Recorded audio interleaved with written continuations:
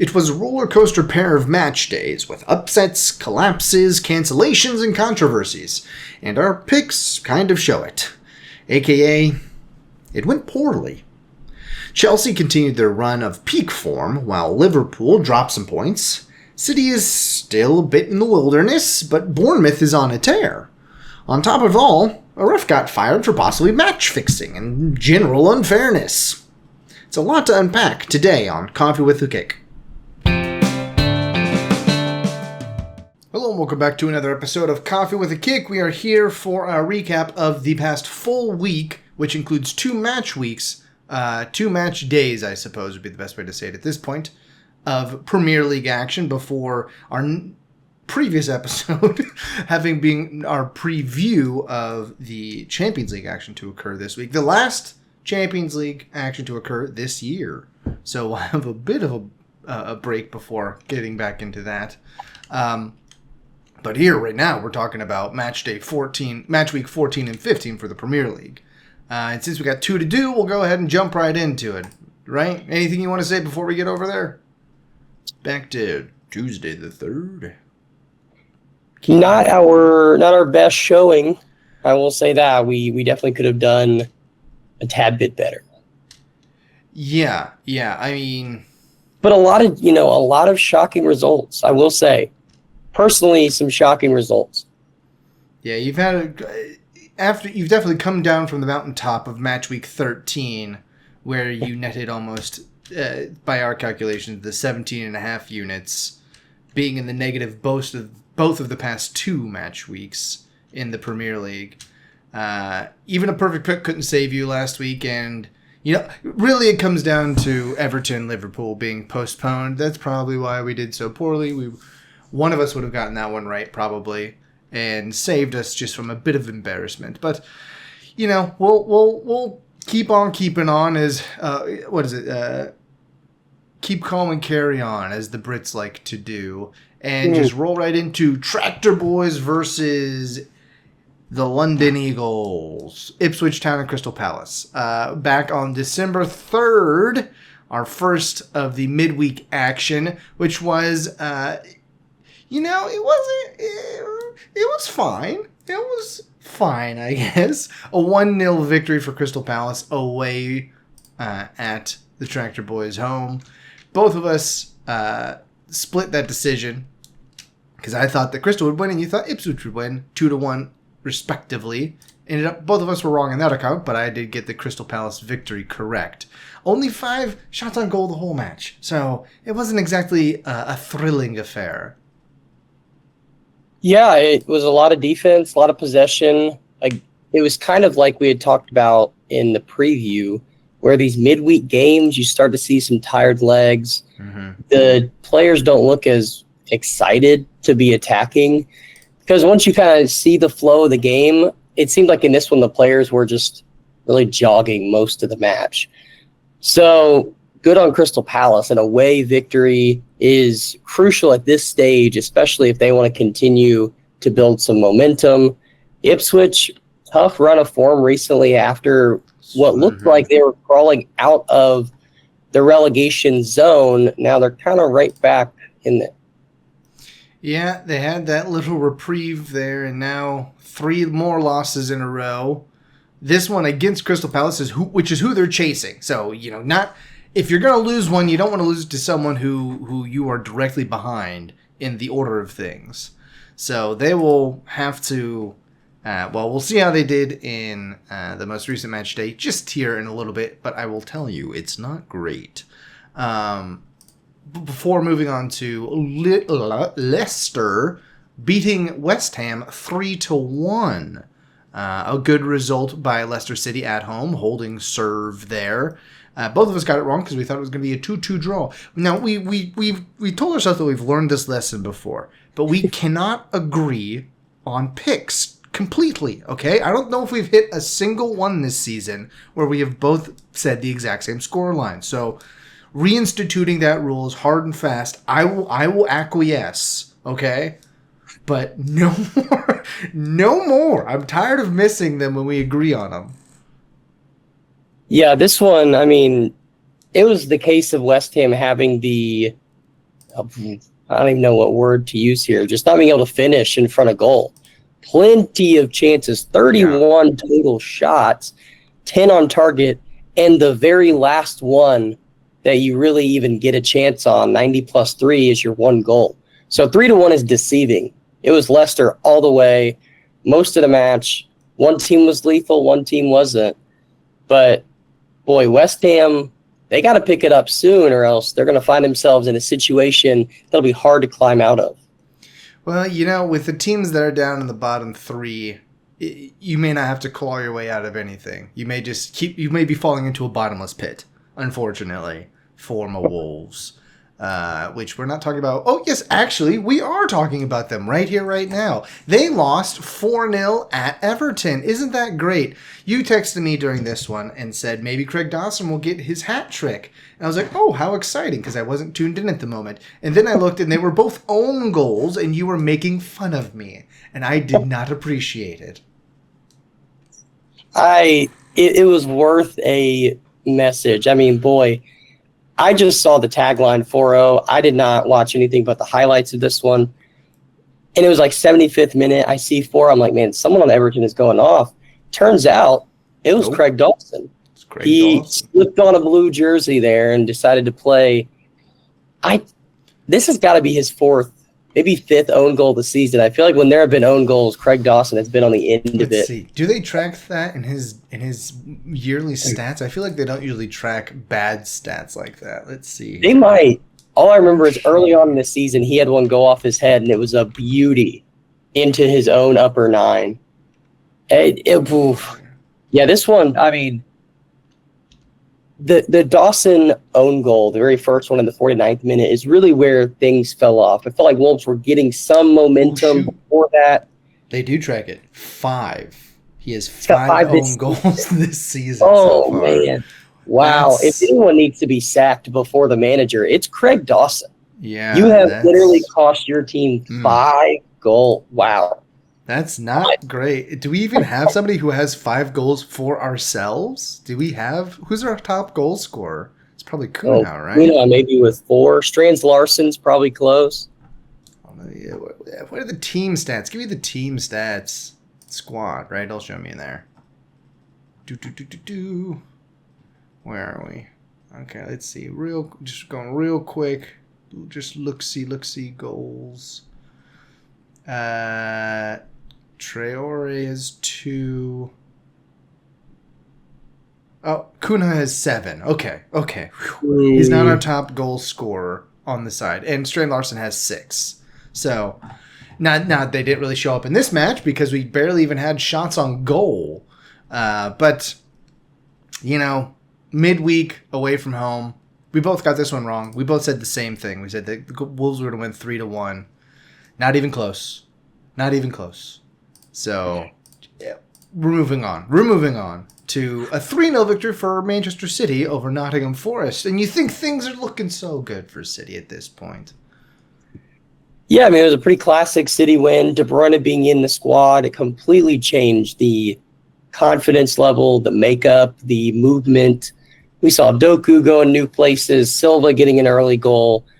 It looked like vintage City, but boy, almost cussed there with instead of saying City, but that's kind of how they've been playing. They've been playing a little City-esque, but I mean, as we'll talk about, doesn't get much better after this, but it was a nice breath of fresh air. Like when you're getting waterboarded and you get that refill moment with the water and you get a little bit of breath. That's how it feels. I know you've been waterboarded often, so you know that analogy, but they usually lift the rag so you can respond to the question. And you were in that moment where you were able to respond to the question and say, I don't know, before they decide that you're lying and they put it back on your mouth and start waterboarding you again. It's that scene in Princess Bride where he stops the waterboard, but then he accidentally slips and he moves it to, how the board, the wheel takes off years of his life. Yeah. Then he accidentally pulls the lever all the way. That's how it feels. We felt like we had just finished, and then now they to be fair, that was not a slip by Humperdinck, okay? He meant to put the wheel all the way down on Wesley, all right? That was a purposeful, malicious act. And we'll move on from our Princess Bride trivia to Newcastle drawing Liverpool, doing City a favor here. Just as I suspected as a draw. You thought it would be a full takeaway of points. But, dropping 2 is still good. But a 3-3 draw between Newcastle and Liverpool. And this one really bounced back and forth quite extremely throughout the match, with Newcastle coming back in the 90th minute with a Fabian Schär goal assisted by Guimaraes, who we did call out in the preview. I think it was for this match day that we called out Bruno Guimaraes. 3-3 draw. Exciting match from Newcastle and Liverpool. Yeah, Newcastle, this was a tale of getting ahead and not being able to have, Newcastle last year, it was all defense, no offense. That was their issue. This year it is all offense for many games, but no defense. And we're seeing it. I mean, you go up 1-0, come out of halftime, almost immediately, 5 minutes later, Liverpool equalize. You get another goal. 6 minutes later, Liverpool equalize. Good on them for coming back, getting that 90th minute goal. But I felt like this was a really good chance for Newcastle to take all 3. I predicted that. But Liverpool, I mean, they're just that good this season. This was not a game we should have walked away with a point in. No, I mean, they were outshot. They weren't outpossessed, but they were outshot by not much, but still. It was a risky match for them, and I don't think they're going to be super happy coming out with a point, but they'd rather have a point than none. Then we go to Southampton, just getting a good old shellacking from Chelsea. 5 goals, 5 different goal scorers for Chelsea. A 5-1 victory from last Wednesday. The red card, I mean, Chelsea was already up by 3 goals, so the red card in the 39th minute for Jack Stevens didn't affect the game too much, other than really just Southampton didn't have a chance anyways. I mean, that's almost as many goals as they have all season, 5. How many do they have? They have, it's half as many goals as they have all season. So they weren't coming back ever. Yeah, usually Ash Wednesday is reserved for the Wednesday before Easter. It came a little early this year in December. 5-1 is real bad. And this really showed, as we kind of talked about in our full-on preview of the season, is Southampton going to be mature enough to be that team that can go and play good football against the Chelseas and the Man U's and the Cities when they're at home? As we just saw, no, they cannot. The red card, like you said, it was just injury to insult, insult to injury, all the phrases backwards and forwards. It felt like their heads were going backwards and forwards with every goal Chelsea scored. But hey, Cole Palmer, after match week 15, and I probably could wait on this stat, but I'll say it anyway. He is now, I think, the 3rd quickest, tied for 2nd quickest player to 50 goal involvements for his team, which is very impressive. I mean, he was kind of quiet there for a while. You mentioned that a couple episodes ago, but he's starting to come back. He's starting to get in there. He's certainly more involved. Let's see, how many did he assist in this one? None, but he got 1. So that's good. Well, I think he got some more involvement in the Matchday 15, which we'll get to in just a moment. We only got a few left to get through here, one of which is Arsenal and Manchester United. Man U dropped the ball here. Back down, 2-goal loss, 2-0. I mean, it's at the Emirates, so that's not too terrible, but it was certainly a step backwards. Only 2 shots on goal the whole match. Only 5 shots in general. So really, not a lot of even opportunities for United to try to get anything and get action going there. Yeah, this was an interesting one because it was Amorim's slow build-up style of play versus a team like Arsenal, who also loves to have the ball and have a slow build-up. Arteta basically formed his entire coaching philosophy around Pep. And you see that when Arsenal play, but this was kind of almost a chess match of a game that Arsenal won. And that you could tell United, again, still having those those growing pains of a new coach. Yeah. Yeah, not a good result there, but like you said, they will have growing pains. They're in the middle of the season. They were moving in the right direction, but these two sets of matches did not help things. Then to Aston Villa taking out Brentford 3-1. This one with Aston Villa getting all 3 goals in the first half, so it was largely over. And then they really locked it down in the second half against Brentford. The one shot on goal they made, and that's it. So, we talked about Aston Villa's defense before, but they still can't manage to get any clean sheets, which is not great for the Golden Glove pick that we both had for Vimy Martinez.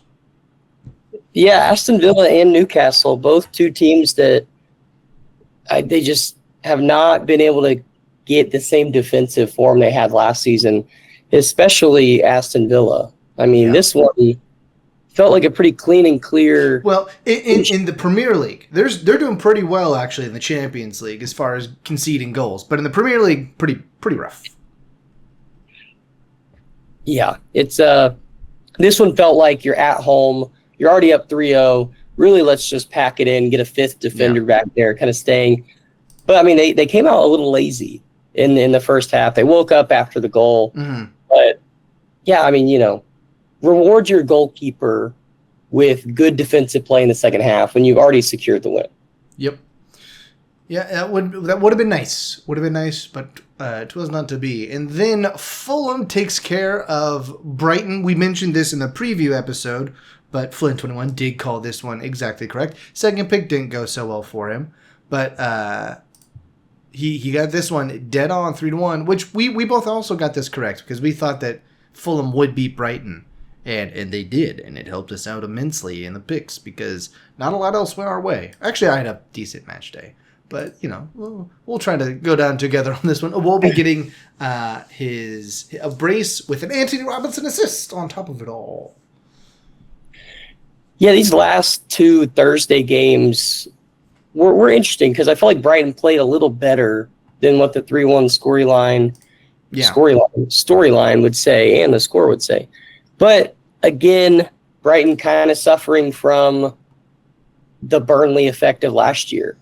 Winning in possession, winning in shots taken, conversion rate very, very low. So it's hard to win games when you play like that. But yeah, I mean, Fulham at home, 3 points. We move over to the other game. Bournemouth takes a 1-0 victory. Shocking victory. I mean, it's at Bournemouth. And this game has historically had lots of goals in it. So it being 1-0 with an early goal shows the intent Bournemouth had in this one. Yeah. I mean, they doubled Tottenham on shots on goal, even though they had about half the possession. So it seems like a lot of quick strikes by them, and they converted. They only needed the one, If you get your shot, you miss. And they did it on that occasion by Dean Huijsen. I'm going to go with. It's an Huj, Houston, something like that, to, shock the Spurs to wrap up that match day. And then we'll move from that match day directly into the one that followed match day 15. And the first match of which was postponed. The headline derby from the weekend, the Merseyside derby, gets postponed due to some storm. It had some sort of Irish name, so I was like, I can't. I think it was Irish. It could have been Scottish. I don't know. Sorry, they wouldn't say Scottish. They would say Gaelic. Or do they speak Celtic? Perhaps. I don't know. This one was weird because only one game was postponed due to this, and I know that Liverpool isn't that far away from the other cities. It was a strange postponement. I get it. But now you think about when could this be rescheduled. Yeah, for Liverpool, that's tight. There's not a lot. Yeah, some people are saying that this benefits Liverpool right now because they can get some rest. They get a little bit more juice in the tank for this December run. But then, I mean, you're looking at March, April, May of a reschedule where it's going to have to be, if you go far in the Champions League, if you go far in one of the cups, if you're doing well in the Premier League, it's going to be a week where you wish you had rest at the end of the season when the push happens. So I don't know. I think that this actually hurts Liverpool more. Everton could care less. But Liverpool, this could actually hurt them in the long run if it is one of those derby in between, a City and then a Tottenham week. That could prove fatal. And you talked about it in the last episode that the end of the season for them is tough. Like they've got a stretch, the 4 or 5 game in 6 week stretch in just the Premier League where they're facing. I think you said it was like City and Arsenal and Chelsea, all within it was like Chelsea, City, Tottenham, Villa, all within like 6 games. They had 4 really tough ones. So you put Everton in there when you're not expecting it. Yeah, that could spell trouble. Yeah, it certainly could. So we'll go ahead and move on from railing against that postponement to Aston Villa squeaking out a victory at home against Southampton. I was feeling decent about my upset pick here, but Southampton just, as per the usual, couldn't get it done. I'll take the Emi Martinez clean sheet. Finally, we're getting more than one. I think he only has had 1, maybe 2 prior to this. I didn't have the stat directly in front of me, but they had got their 1 goal in the 24th minute and were able to hold on from there. Yeah, Southampton played much better in this one than they did against Chelsea, but they just lacked teeth in this one. Mm-hmm. I mean, just could not dig in and even get a shot on target. Yeah. And again, it showed that disparity between a really good Southampton team that was in the championship. They spent money, but a lot of that money was spent on younger players who hadn't even broken into the top Premier League sides yet. So now you're seeing the inexperience and immaturity kind of show up in these games where you have a chance to get a point and you lose it. Yeah. It's not a good look for them, but they're still only on 5 points. You feel like they've played better than only 5 points worth, but you have to deal with the results that you have. The points do not lie. Yeah. And the next up is Tottenham, so that's not. Although in Tottenham's form, right? If you're going to catch Tottenham at any point, now might be the time. So we'll see. We'll see if I'm that bold in our picks for this upcoming weekend, but I won't tip my hand yet. Then to the roller coaster that is Newcastle's season. After their very nice victory in the midweek, they go to Brentford and promptly lose 4-2. Yeah, tale of 2 halves. Newcastle played really well in the first half, giving up goals they probably ought not have given up. And then the second half, I mean, I don't know if they were just tired from the midweek, but they came out lackluster. Brentford clearly had the fresher legs, clearly had the crowd behind them, obviously. So maybe that was the factor that changed the game. But second half, I mean, Brentford dominated second half. Yeah. And the conversion rate for Newcastle remains pretty poor. 16 shots, but only 3 on target. So, you're missing out on a lot of opportunities, obviously, in that scenario. Then we go to a different sort of reversion to the mean. City drops points, a 2-2 draw against Crystal Palace. This one is a come from behind draw for them, and they managed to hang on after Rico Lewis's second yellow in the 84th minute to maintain the draw. So it's a bit of a give and a take on this one for City. Yeah, first goal, just tight onside call. But really, I think Bravo should be saving that. I mean, he shot it from almost outside the box, hits off of Bravo. But, again, City just lacked that middle of the park presence that they needed to control. And, I mean, Rico Lewis, second second yellow was a yellow, but the first yellow he got was for dissent. He was just arguing with the ref, which happened only about 8 to 10 minutes before the red card. So if he keeps his cool, no big deal. City had the momentum, but then the red card really just squandered any hope we had of getting 3 points. Yeah, as his youth showing there for Rico.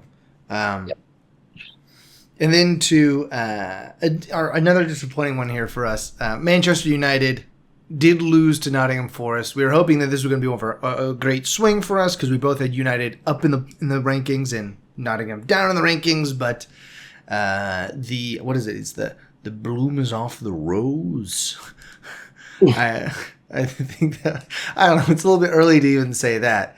But 2-3 loss at home against Nottingham Forest. Not a great result, considering that they were down 3-1 at one point. So it was almost a failed comeback attempt by Man United, even though they had the vast majority of possession and shots on target. Yep. It really was one of those where United's disorganization is the reason why they lost. I mean, they clearly dominated the possession, dominated the entire match as far as shots, but just Nottingham was very efficient, 3 for 3 shots on goal versus goals, and they just took advantage of Man U being disorganized, some poor passes. Chris Wood continues to score. I mean, this goal, I believe, made him Nottingham Forest's all-time Premier League scorer. He's only been there 2 seasons. So pretty big deal. I mean, he's literally pushing like Salah level goal rates right now. So Nottingham, I think we calculated last episode, he has 56% of their goals so far this season. This might tap it down to 50, but he's literally their entire team and why they're so high in the rankings. Yeah, I mean, he's almost equaled his production from last season.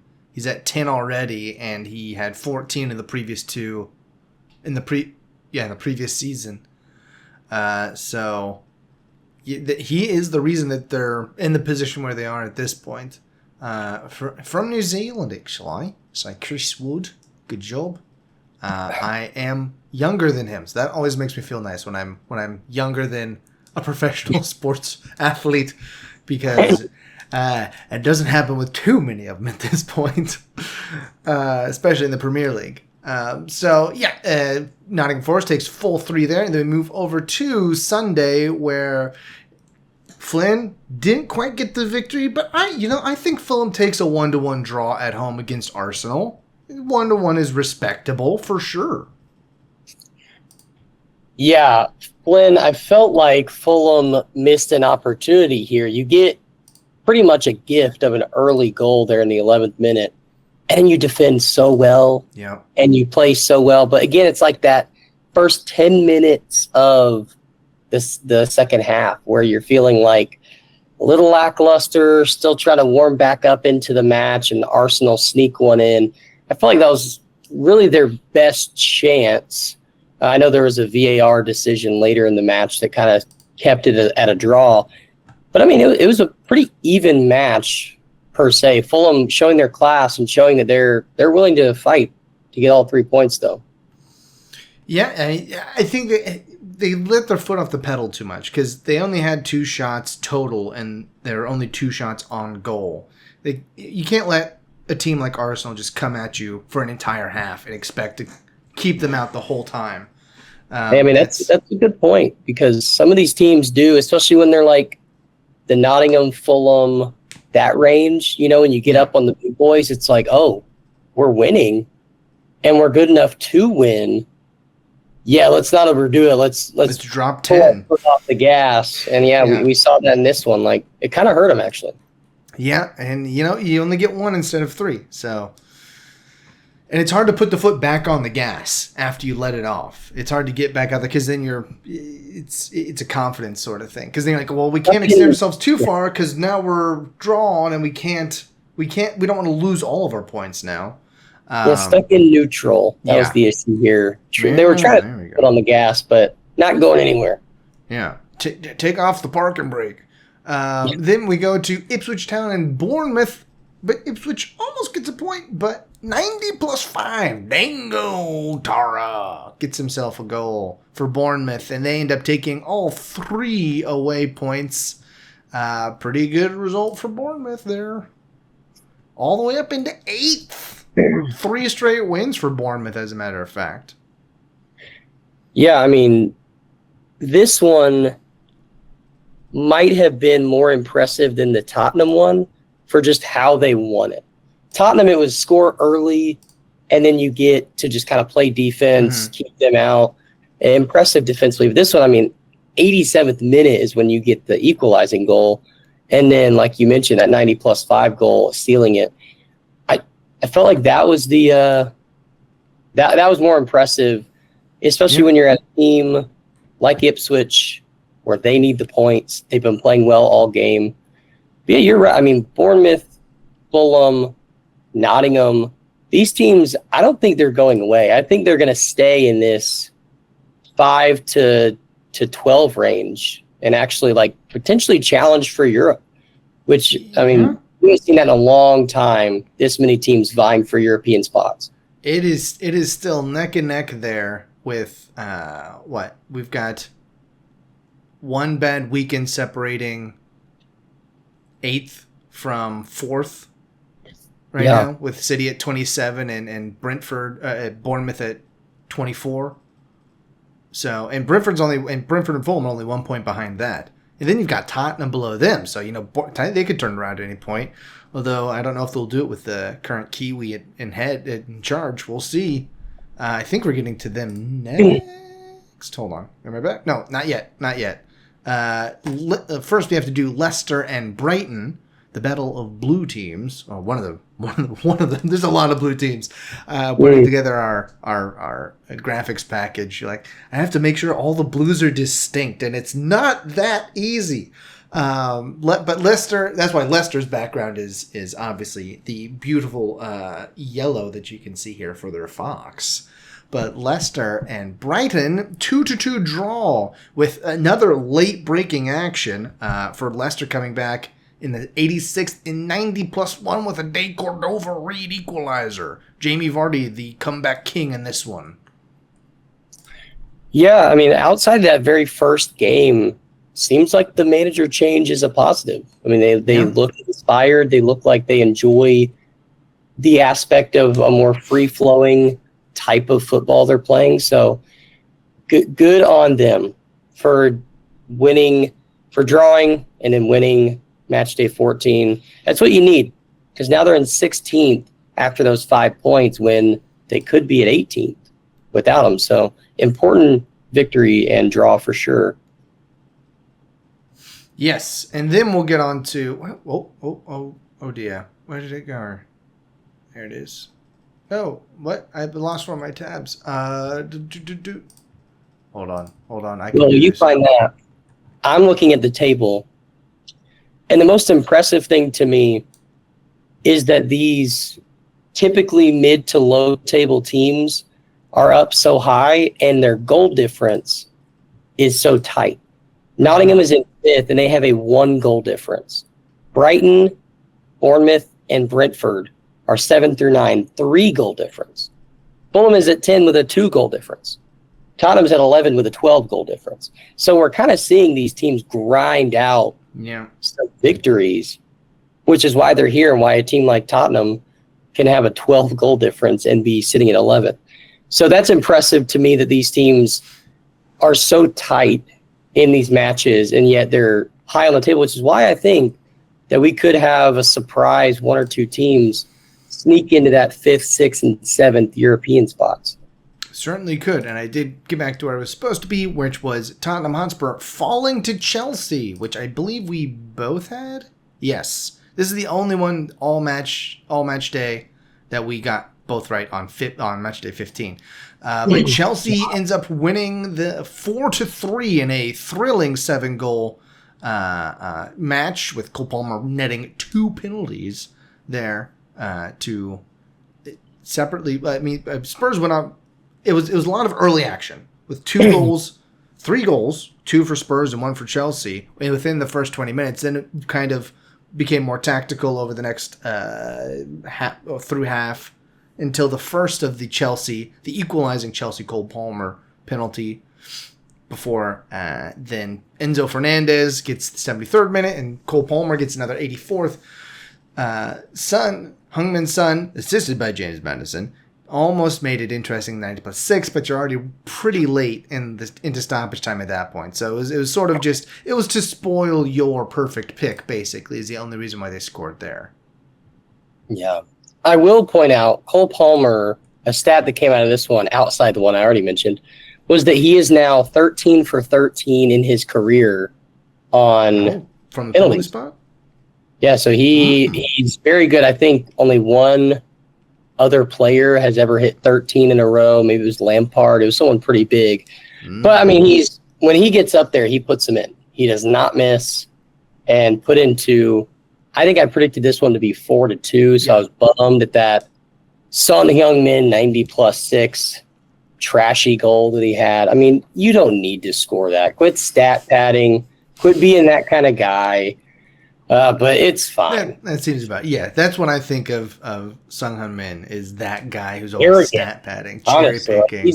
He's one of the most arrogant players, I think. Yeah, probably in the league. Probably so. He seems like it, doesn't. Hopefully, he understands sarcasm as well. Not that he'll ever see this, but hopefully, he understands sarcasm. Yeah. What is he on?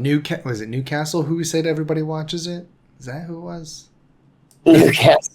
Is that everybody watches on Newcastle? I believe. And then we'll get to this last one here from Monday, from yesterday.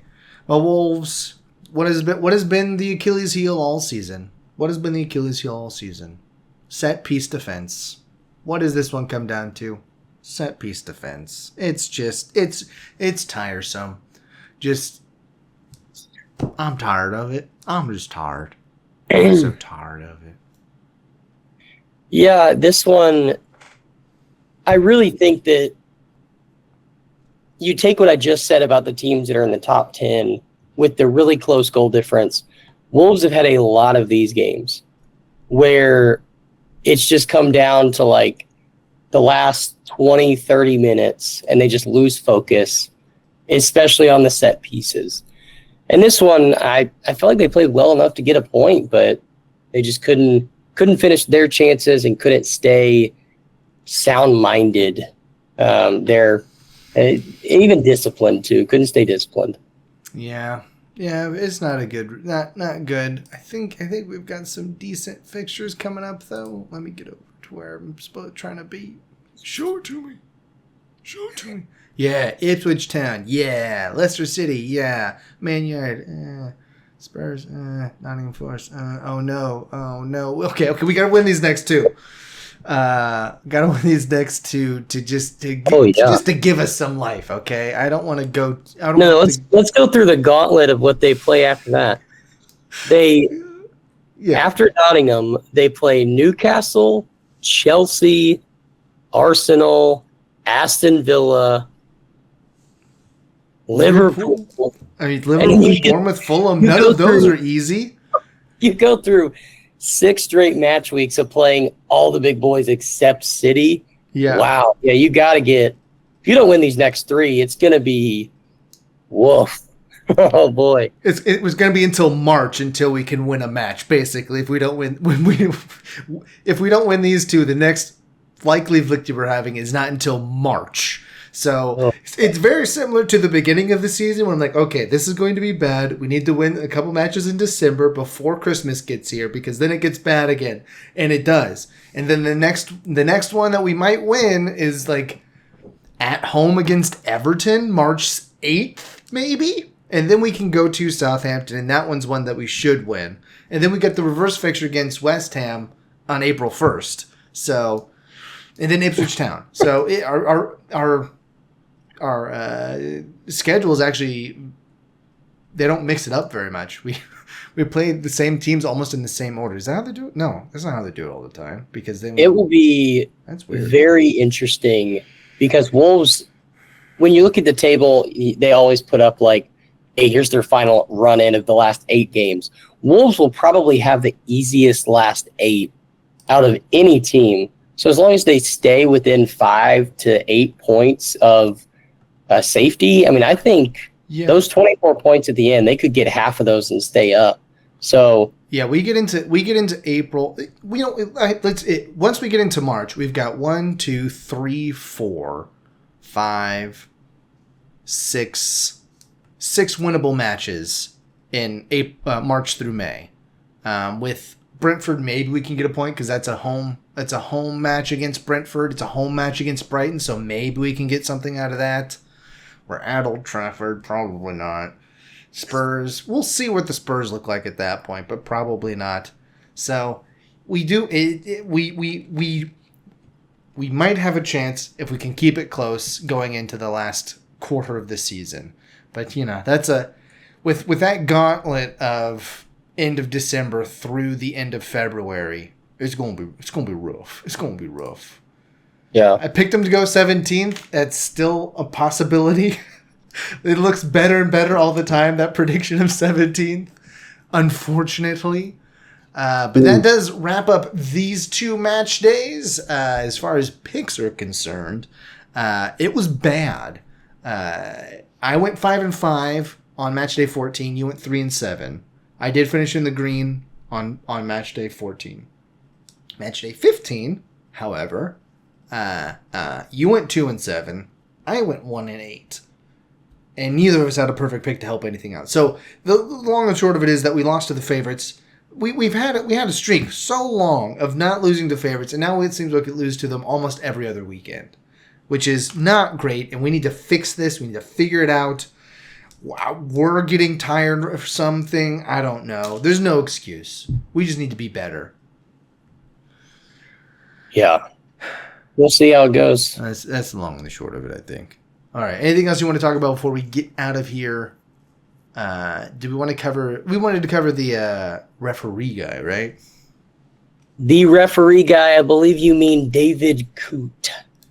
He's been sacked by Pigmole. If you don't know what Pigmole is, it's the Professional Game Match Officials Limited. So the organization that hires and supplies the refs for the Premier League, and I believe the entire Football Association, so Premier League down. But apparently, allegations of David Coote using derogatory language towards Liverpool and Jurgen Klopp, snorting white powder at the Euro 2024, and this is a new one I just read. He also apparently may or may not have messaged a fan saying that he would give a Leeds player a yellow card before the match. Oh. And then after the match, the individual replied back and said, "I hope you backed it as discussed." So he has come out, and that's been really the only allegation he's come out and said was defamatory and false. But, I mean, the timeline that led to his dismissal, Liverpool beat Aston Villa 2-0. The unverified video of him coming out making derogatory statements right after the Liverpool game comes out, and then he's under investigation for everything. And it only took a month to get him sacked. Yeah, kind of strange. A guy who was one of the better rated Premier League refs mid-season getting sacked for potentially match fixing and drug abuse. So that is a story worth mentioning. But boy, yeah, I mean it's a Coote for sure. It's a hoot for. Yeah, what a Coote. Yeah. Plenty of puns to make with his last name. Yeah, well, we'll see if anything more comes out of it. It's not quite like, what is it, Tim Donaghy, right? Is that the NBA guy who was fixing matches? Or no, who's point shaving, right? I think that's what he was doing. Well, I mean, he was straight up like dealing with the mafia.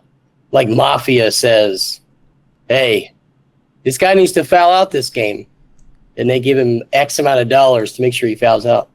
We need the under the hit in the Raptors and Grizzlies match, okay? That's not an option. That's a must. LeBron James must win. Do it. Did not. Well, okay. Tim before LeBron James was Tim Donaghy, whatever. I'm not that up on that one. I'm sure there's a 30 for 30 about it. back when they used to make those. Do they still make 30 for 30s anymore? I think they do. It's just not that big of a deal anymore. No one cares anymore because it's on ESPN and no one really cares about ESPN anymore. Yeah. That tracks. All right. Well, until we see you for the recap episode for the Champions League. Well, we'll see probably actually the predictions for next weekend first. We should probably just record these in order to release them, but I didn't do that. So we'll see you at that point. Until we do, why don't you go ahead and grab your coffee, watch some soccer, and we'll see you on the other side. Those are the dimes.